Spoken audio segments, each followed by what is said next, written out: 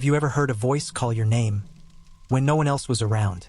A whisper so faint, so chilling, it feels like it came from inside your bones? That's how it started for Clara Fowler, just a whisper. But by the time it ended, her story would become one of the most terrifying and unexplained cases in American history.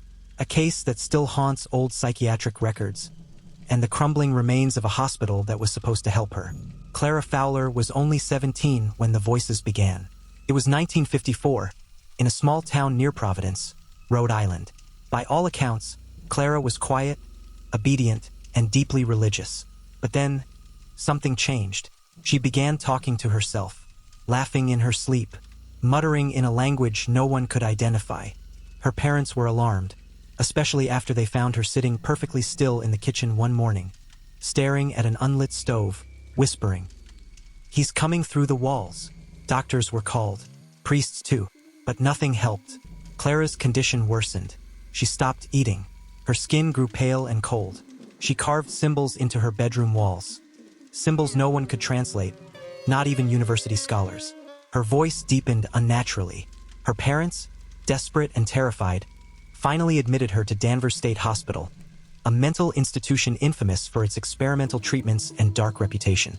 Clara arrived at Danvers in the fall of 1955.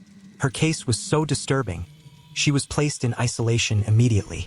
But the strange occurrences didn't stop. They intensified. Staff reported electrical malfunctions near her room. Animals refused to enter her hallway. Nurses quit, claiming Clara would speak to them in their dreams, telling them secrets about their dead loved ones. One night, her psychiatrist, Dr. Raymond Alcott, recorded a session with her. In the audio, Clara can be heard whispering in a guttural, multitonal voice, "You let me in. Now you can't let me out." Seconds later, there's a loud scream, not Clara's, and the recording cuts to static. Dr. Alcott was found dead the next morning. His body twisted, his face contorted in terror. Official cause, heart failure.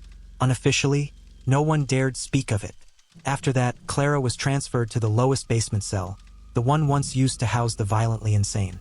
No windows, just thick iron bars and cement. But even there, her influence spread.